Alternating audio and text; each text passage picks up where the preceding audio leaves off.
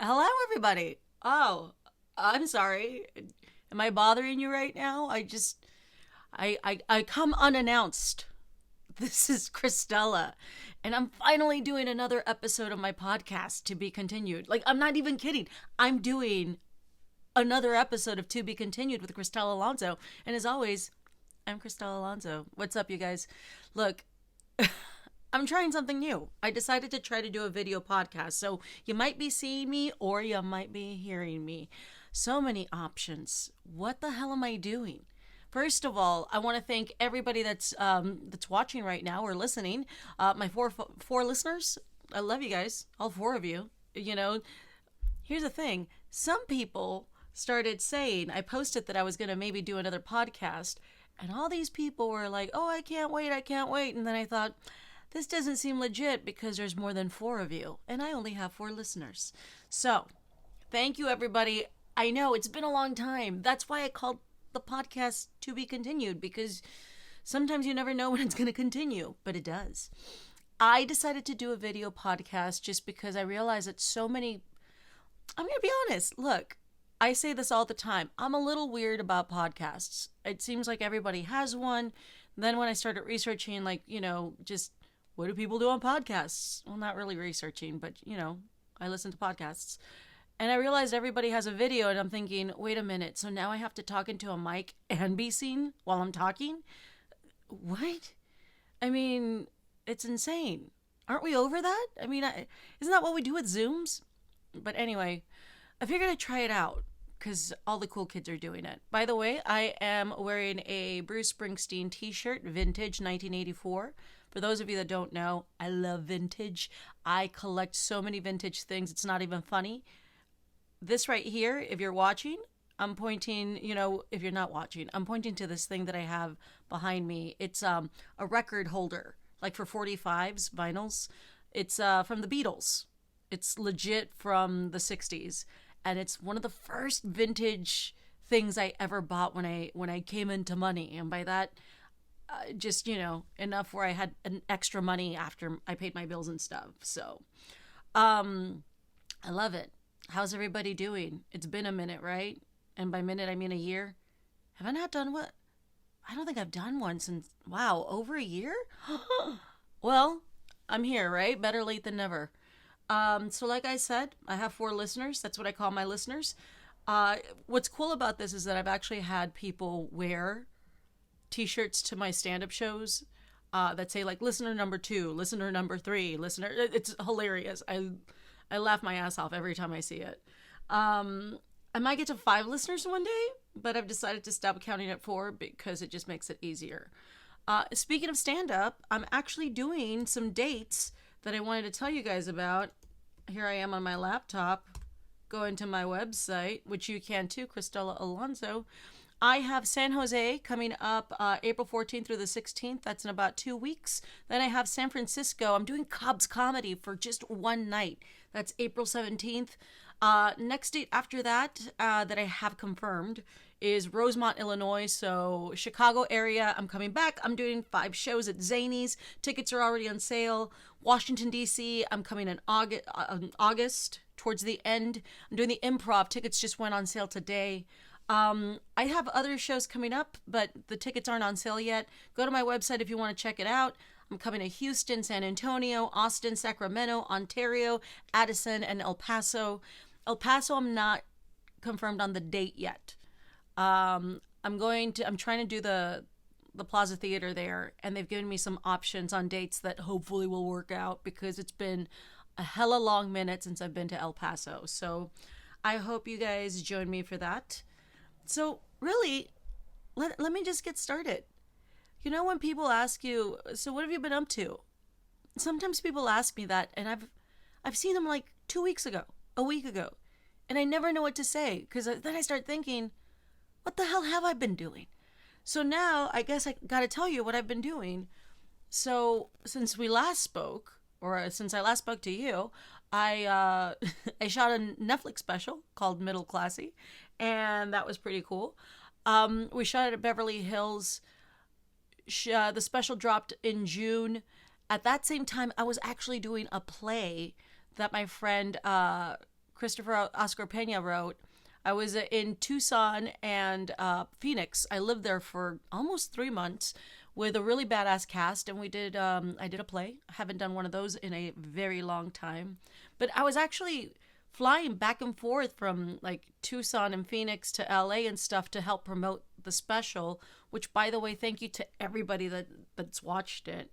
Um, More people watched that one than my first one, lower classy. So I guess I am middle classy. What? I'm moving up. Maybe one day I'll do higher classy. Who knows? But I was really busy doing that. And honestly, when I came back from doing the play, I was going to give myself a break. And there was no break.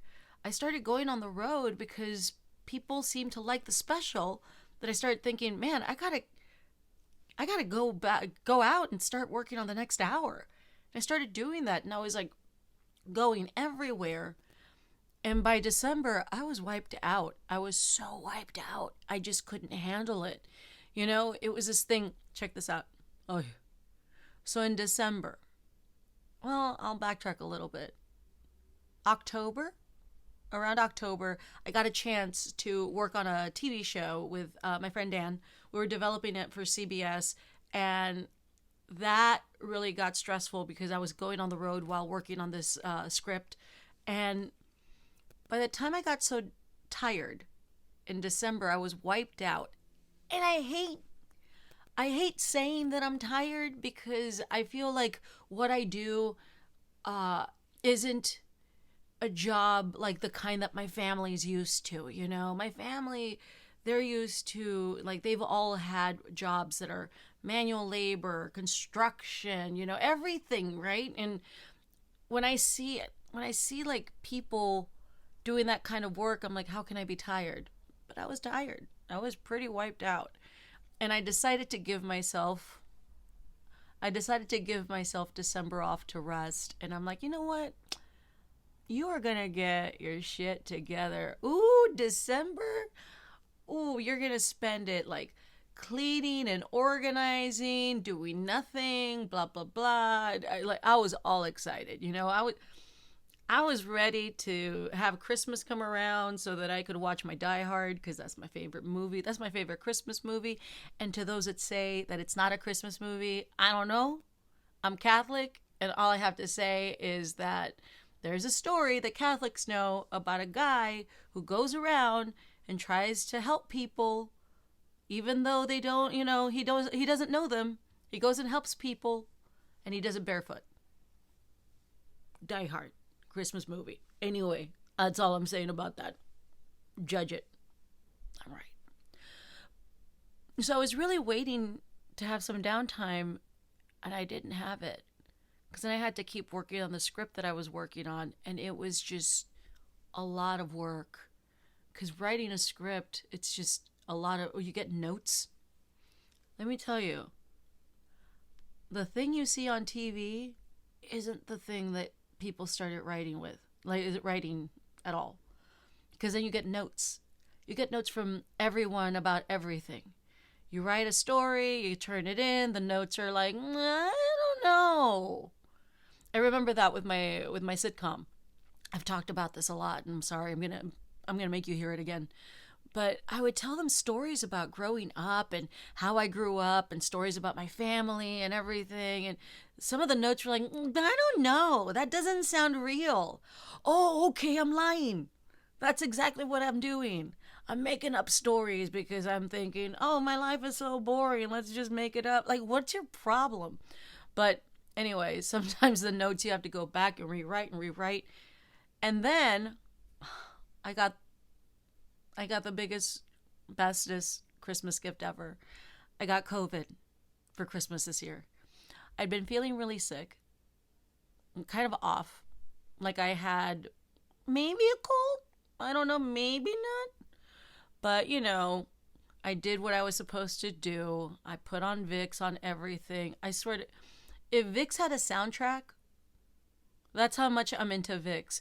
I put Vicks. I have, if you haven't noticed, there's a Vicks that comes now that looks like it's deodorant. I have one of those. I have the travel inhalers. I have a bedazzled Vicks tub. Like I get sick and I just like put it on like it's sunblock. You know what I mean? And I'd been testing. I've been testing daily for COVID just in case. And then on Christmas Eve, this bitch tested positive. What? What? I'm sorry. That's what I got for Christmas? Santa Claus, what the hell did I do to you? I mean, I thought we were cool. So I ended up getting COVID. New Year started. And since then, I've just been kind of working on everything. What have I been doing? A little bit of everything. You know, I mean, it's that thing where everybody loves to ask me, what are you doing next? What are you doing next? And I'm like, I don't know. What are you doing next? Do you know? I think we put a lot of pressure on ourselves to have our lives planned out. Does that make sense? We're so conditioned to asking people the same questions over and over again. It's always like, what's next? How are you doing? When people ask, how are you doing? They mean, what are you up to? Everyone, like when I get asked that, nobody wants to know, oh, you know what? I've been going through some things. Everybody wants to know, what's your next job? What are you doing? I always say, I really don't know. You know, for the past couple of years, I keep telling everybody, I really never have anything planned. I just kind of work on things that I like doing, and then something might pop up, and then I do that if I like it. But I don't do it just because it popped up. I've been having a lot of meetings lately with people that keep asking me, what do I want to do? And that's fair because these meetings literally are about what am I going to do? And I tell them all the time, you know, there's nothing that I'm really striving for except to keep doing what I love doing. That's enough for me. I'm not, you know, I've always said, and I think I said it in an older podcast, you know, it's like when people say they want to be rich or famous, I always think you're probably going to fail or you're going to have more chances of failing because it's not really an accurate goal. How much fame is enough? How much money is enough? I mean, for me, I've always said I knew I made it when I could pay my bills doing what I wanted to do since I was a little kid. That was it for me. So when I think about what I want to do next, people love to ask me, what am I doing? What's the next show I'm doing? And I don't know. I really don't. I think I just wait till the idea comes to me. I think the one thing that I've got to say is that I've been working on this thing, this story that I actually thought about. Man, I think I came up with it in 2007, 2008. And it's a story that's based on the stuff that I love. You know, I love toys. I like comic books. I like, you know, Comic Cons, you know, sci-fi, scary movies, everything. It's a whole kind of homage to the world that I love. And I remember in 2007, 2008, we'll go with 2008, I started writing the script. And I remember my agents at that time were not having it. And they kept saying, I don't know if people are going to believe that someone like you would write this. Like, it just doesn't seem believable. And it was this thought, and it's so weird how opinions change, or, you know, how we move the needle, but then when you look back at just not that long ago, you think about how the thinking was so different. And I'm not saying that the thinking isn't like that anymore. It's just that that's what it's like, that you're thinking, why couldn't I write about that stuff if I love that stuff? And then I started thinking that's such a common thing, right? At least for me. Growing up, I was always a big geek. I was always a big nerd. You know, I hung out with my brothers. I grew up with them. I always loved what they loved. You know, I have a brother who plays guitar, loves music. You know, like they both love music, but this one, he's like the guy that always played guitar. You know, he's the guy that, you know, walking around the house, he'd have the guitar. You know, it's like, you know, just everywhere. He would always play it. And it was this thing where, my mom would ask me to ask him if he was ready to eat, right? And I'd go to where he was and he'd be playing. And if I asked him something, I'm like, hey, how are you?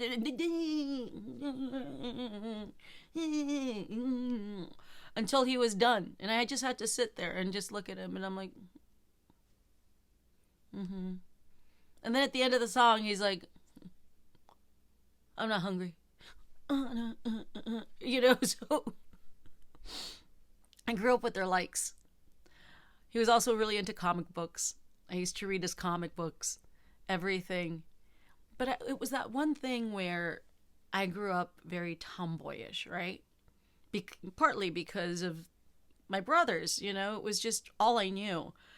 And the moment I would tell people that I liked something, the moment I would tell guys that I liked something, man, it was like they were like food inspectors for that topic. You know what I mean?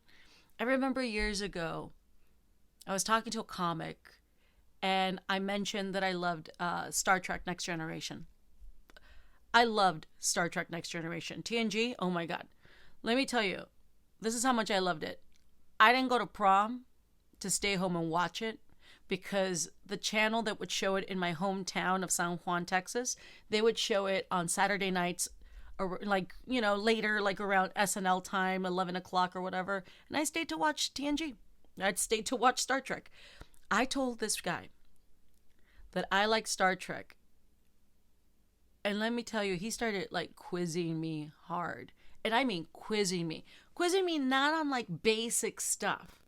Like, not like stuff like, there's two women, whatever, three women, like what would name the characters, like the series regulars, like whatever. It'd be like Tasha Yar, Deanna Troi, Dr. Beverly Crusher, like I know that, you know what I mean? Because I watch it. This dude started asking me like, in episode 5, Picard uses, and he would go really specific. And I told him, I'm like, I don't know. Then he's like, oh, it sounds like someone doesn't like Star Trek. Sounds like someone's lying. And I'm like, dude, come on, get off me, man. Like, when you say you like something, when you say you love it, that doesn't mean that you become it. So that's the kind of thing that I've always grown up with, right? That I would like something, and when I say I like it, it used to happen all the time with sports. I'm a Cowboys fan. Ooh, I tell people I'm a Cowboys fan when I was in Texas. Guys love to ask me, oh yeah, well, who was jersey number da-da-da? I'm like, dude, I said I liked him, not that I was a Cowboy historian. Damn. Okay, like, again. So, I've dealt with that so much of my life. And then when I moved to Los Angeles, nerds became cool. Like nerds. The idea of nerds, right? Being nerdy. And for a moment I thought, man, like, this is going to be perfect for me. It's like my time to shine. It's like, oh, okay. Who wants to start, right? And I got quizzed by nerds. And I'm just thinking, dude, I wasn't cool when I was growing up. And now I'm not cool, like, as an adult because nobody thinks I'm a nerd? Seriously, like, what the fuck? And that's something that I've actually always dealt with. The script idea that I have, I put it away because my agents at the time kind of told me that it wasn't going to happen. Right? Like, they made me believe that they didn't believe in me. And then I thought, well, if these people make money off of me and they don't think that I can do it, then maybe I shouldn't be doing it.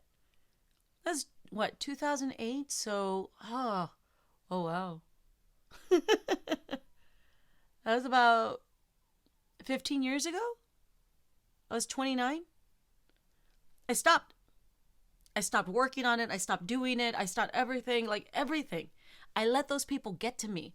I let those people's opinions become my opinion. And I was like that forever. You know, I really trusted so many people to tell me what was right or wrong because, well, especially in the business. I mean, this in the industry, right? In the world I work in. Because I thought, I'm just trying to figure it out. I don't know how it works. Maybe they know how it works, you know? And I realized that I put that idea away for so long. And then, I don't know. You know what, things started changing when I turned 40. Man, everything changed. Like overnight, I went from giving a shit to not giving a shit. I don't know what it was. It's almost like the origin story of a superhero. Like you get bit by a bug or something, and now you're like, ah. That's how it was for me. My 40th birthday, I told my friend Steve, he asked me what I wanted to do for my birthday. And I said, I want to go buy plants. And he was like, what? And that's what we did on my 40th birthday. We went and I bought plants. And I don't know what it was. I just wanted to have plants. I used to help my mom like water her plants and stuff growing up. And I don't know, for some reason, I wanted to have plants. It's almost like I was slowly becoming a señora without being married or having kids. You know what I mean? And the moment I started getting plants, I started getting more and more. And then I started thinking, you know what? I really like having these plants. And that's when I realized we live in a world with so much social media, which, you know, this is kind of how I promote my stuff too, right? I tell people on Instagram and Twitter and everything like, hey, I have a podcast, check it out. But we have so much social media that kind of tells us what we should be like, how we should be, how we should live. That one day I finally realized I don't want to be like that. And you might be wondering, what do I mean by that? It's that, especially during COVID, when we had the big lockdown, I was on social media all the time. Because, I mean, literally, we were all grounded, right? Like, we were just grounded. And I started noticing the algorithms that were coming up on social media. And it was almost like because I was in my 40s, I was getting a lot of videos about like aging, getting Botox, doing all this stuff to like improve yourself and stuff. And it got to the point where, and I don't even know how it happened because I never looked that up. If you see my algorithms, if you see the things that I look up on social media, like right now, I am obsessed with the Reddit. Am I an asshole? There is an account. There's some accounts I follow on Instagram that just post these stories, and I just love reading them. And I'm like, guess what? You're an asshole. Guess what? You're an asshole. You're not an asshole. I'm kidding. Of course you're an asshole. You have to write about it. So, like, I do that. I do a lot of puppy videos, a lot of like dog videos. I am obsessed with this song on Instagram called The Cheese Tax that this guy wrote about his puppies. It went viral. It's so catchy. I don't even have dogs. And I sing the song all the time. I'll be walking around my apartment. I'm like, the cheese tax, the cheese tax. Like, that's the kind of stuff I do. Oh, and I love to look at vintage stuff, like vintage housewares and stuff. So how did these videos come into my algorithm? I don't know. But it got to the point where it started making me very self-conscious, especially like around Botox. It was about Botox. Everything was Botox. It's like, hey, you're in your 40s. You might want this. And I finally succumbed to it. And I found this doctor in Beverly Hills. And I found him on Instagram. And I liked him because he seemed very cool, you know? It was very cool and simple. He didn't do a lot of work that made you look like a lot of other people, you know? And I'm not judging it. If anybody wants to do it and it makes them happy, please do it. I'm just telling you how you succumb to peer pressure. I went to see him right when things were lifting up and opening up again. I went to see him and I told him, hey, and his name is Dr. Rivkin. I told him, like, you know, I don't know what I need done. We're doing a consultation, you know, and he's like, I don't know what I need done. But I keep seeing a lot of videos of women getting Botox and they're all like my age. So what I came to you, like, what do you think I need done? And I'm not kidding. This guy, the doctor, looked at me and said, you know, my job is to do these, like to do all this stuff, and I make money. You know, he's like, but you don't need it. He's like, you don't need it. I have clients that would love to have the skin you have right now. And I was like, wait, what? Like, so I'm not going to get it? He's like, you don't need it. You know, he's like, you know, he's like, it's not necessary. And I was like, oh my God. I didn't know anybody could do that. Like, it's insane. You know, it kind of reminds me of this time. This is totally like ridiculous, but it's the same. I was just like, I had this reaction like, I didn't know you could do that.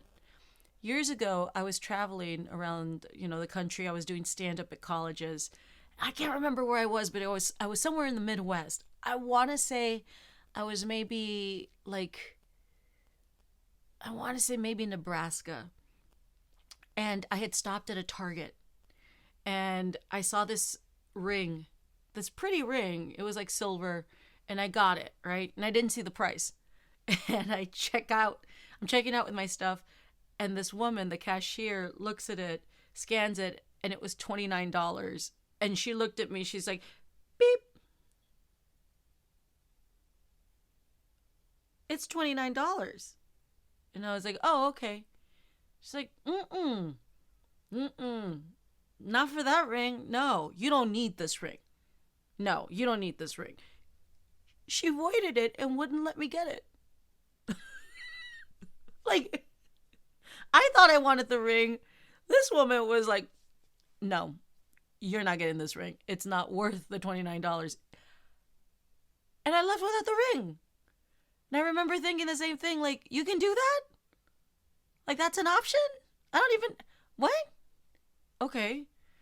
So, you know, it's that thing where little things like that, I remember leaving the doctor's office and thinking, wow, that's something.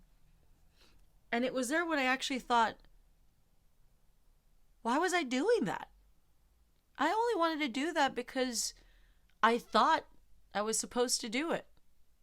Because the algorithms were telling me that I should be doing it. And I didn't think about it. And it was like, my God, wow, that's so amazing. Which brings me back to the point that I was talking about with the script, with this story. I started thinking, what do you want to do next?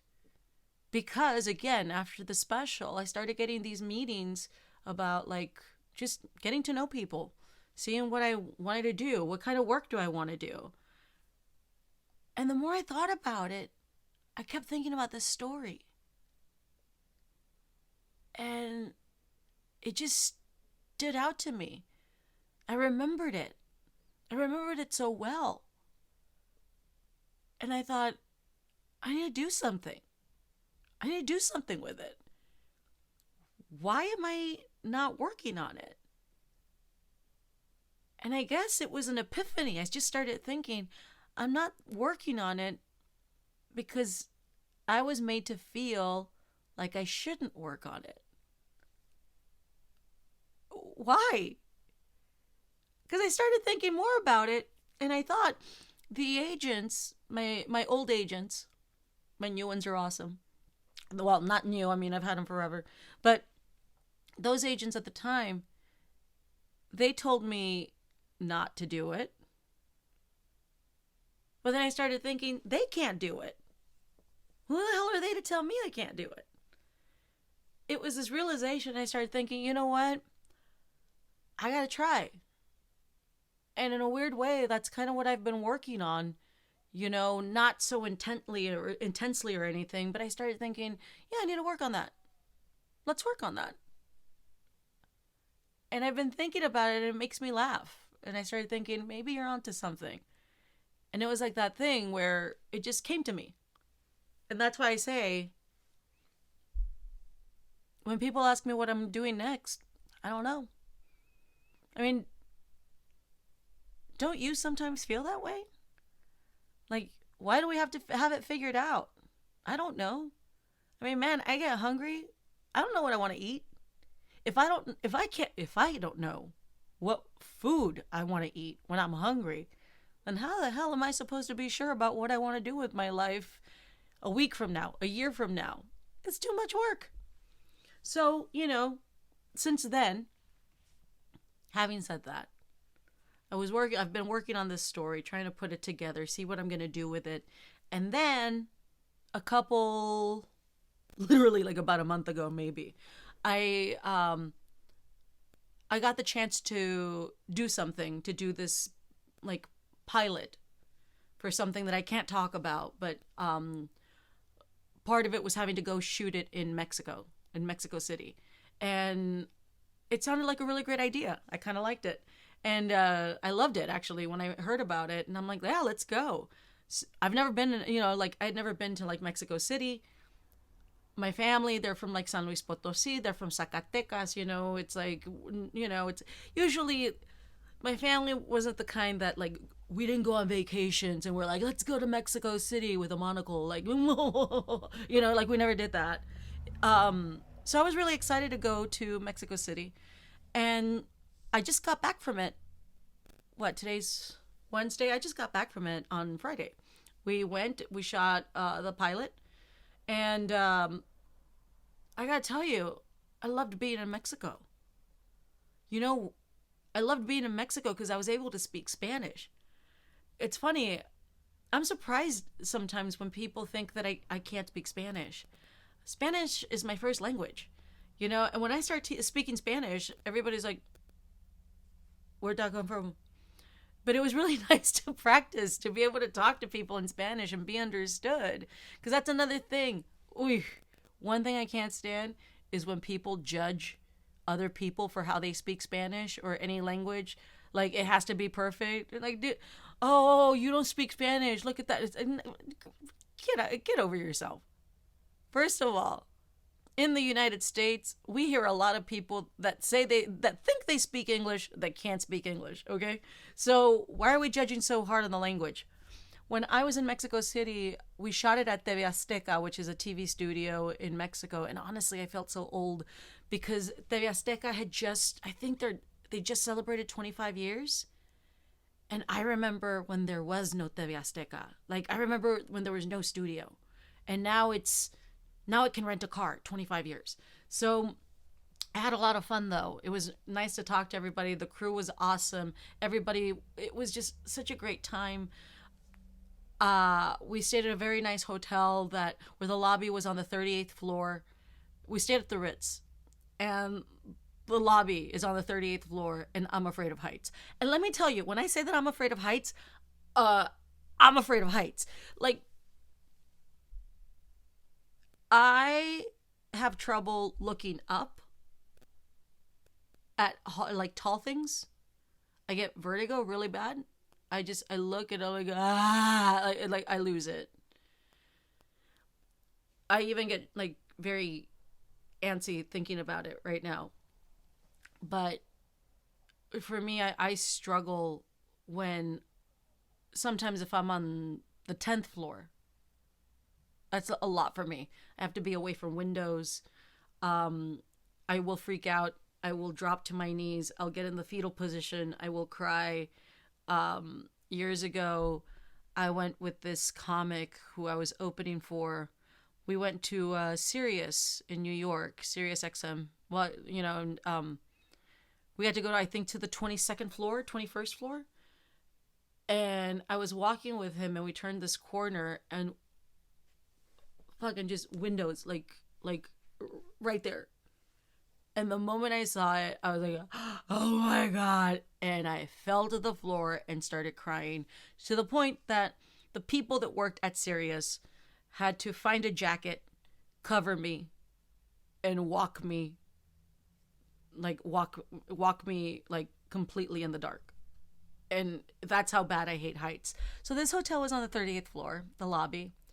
And uh, I'm just going to say that I barely survived.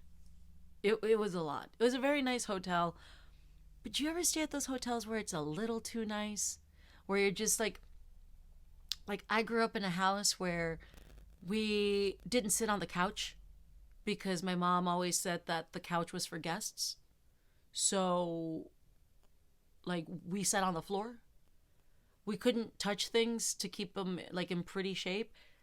That's how I felt in the hotel, where I'm like, oh, okay.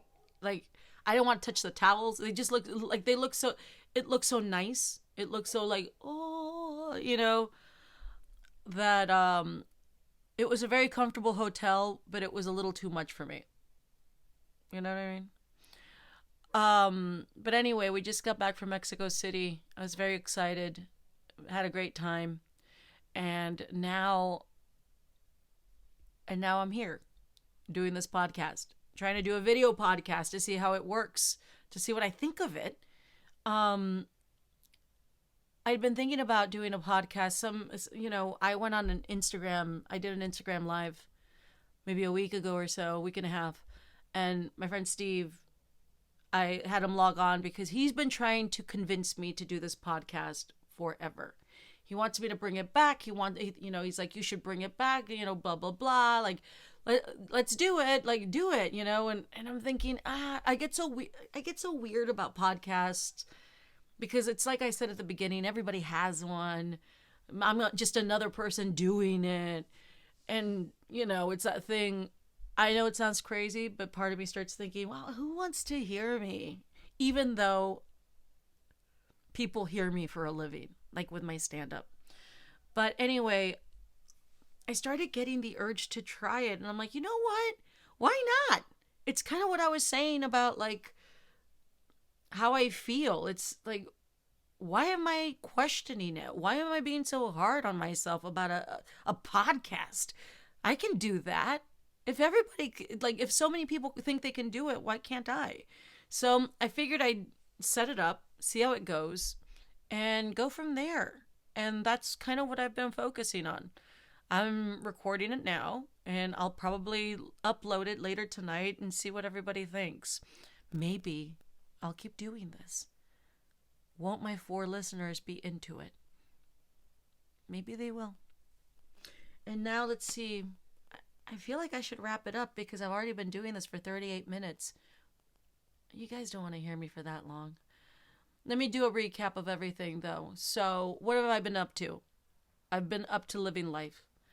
I want to say thank you to everybody that has watched Middle Classy, that have just discovered Lower Classy.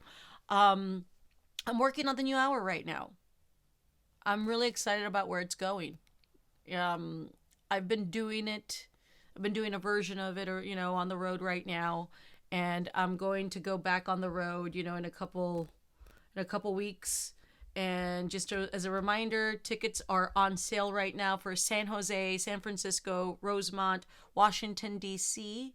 And I still have tickets coming up. They're going up on sale soon. It's for Houston, San Antonio, Austin, Sacramento, Ontario, California, not Canada, Addison, Texas, and El Paso.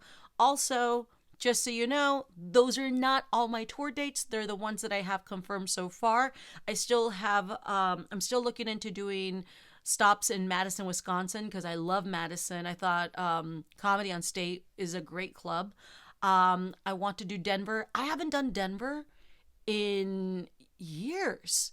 And Denver's just a hard spot to go to because all the comics love to do Denver. So I want to get back to Denver. And yes, I hear it a lot to people listening, people watching. I'm trying to get a date in McAllen, Texas, my hometown area. I'm trying to do the Performing Arts Center. We're looking into that. Once those dates are confirmed and anything else is confirmed, I will let you know so that you can keep an eye out for tickets. And it's just it takes a while sometimes. So that's all I've been up to right now. I mean, look at me, just catching you up on a year and a half, maybe. I don't know, but yeah, it's been really great. And I don't know. I mean, it's not like anything else is happening in the news or anything that we should talk about. So I guess we're done. There's so much to talk about in the news, but no, it's already boring. I watch it on TV, every channel. It's like, what did he have for lunch? Oh my God, where is he going? You know who I'm talking about. But overall, I hope everybody's doing well. Thank you so much for spending a little time with me. It's been fun. Maybe? I mean, it's been fun on my part. I don't know about you. But I guess that's it for now. Thank you for listening to another episode of To Be Continued with Cristela Alonso. Finally, oh my God, the crowd explodes into applause.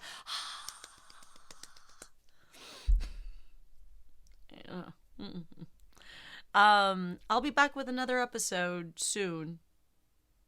Maybe next week. I don't know. Hope everybody has a great week. And reminder, that's what I was talking about. Don't let anybody tell you that you can't do something. They don't know what they're talking about. No one knows you more than you know yourself. You know what you're capable of. Gotta try it. And even if you don't succeed, quote unquote, don't succeed, you really did. Because you actually tried it. The worst thing to have in life is regret.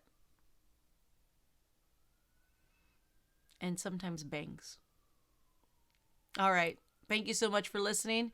And I will talk to you soon. Bye, everybody. Especially my 4 listeners. I love all 4 of you. Bye.